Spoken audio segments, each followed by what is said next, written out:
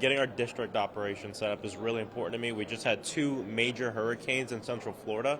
A lot of our people lost everything they own. People are going to be looking for FEMA assistance for months and months and months, and I just want to ensure that our office is on day one able to help people through that process and make sure that when people interact with the government, even on a local level, it's working for them. So that's really our top priority right now.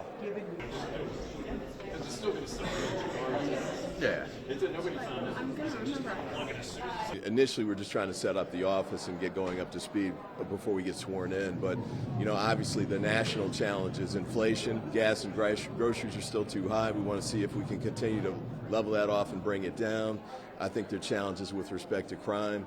I just heard there was a mass shooting at the University of Virginia today in which several people have been killed. Obviously, those are happening too often. We have to find a way to address the mass shootings and the killings. Too many guns on the street, and I think we have to find a way to reduce that. So we had a bill that passed in the last Congress that was good, but more work needs to be done.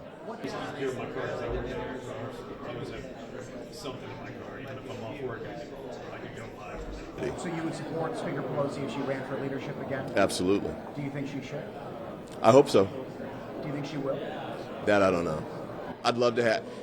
The Bulls would still love to have Michael Jordan. I'd still love to have Nancy Pelosi, for sure. No problem.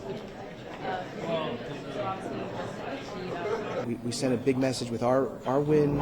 I'm one of just a handful. I think it's 5 Republican seats that flipped in this last cycle. So the message was pretty simple in our race. Folks rejected far-right extremists. We saw that in our race. They want people who support democracy, who support a woman's right to choose. And, we had a group of pro-democracy Republicans and independents who made their voice heard in North Carolina's 13th district. And, the message I'm coming to Washington to deliver is that folks are tired of the extremists on the far left and the far right, and they want people willing to work across the aisle to do what's right. Yes, I'm fully in support of Kevin McCarthy as Speaker. I think he's done a great job as a Republican leader, and I believe he has earned the support. And so I'm looking forward to voting for him tomorrow in our leadership elections. I feel very comfortable that we will have the majority. I think New York certainly has played a pivotal role in that.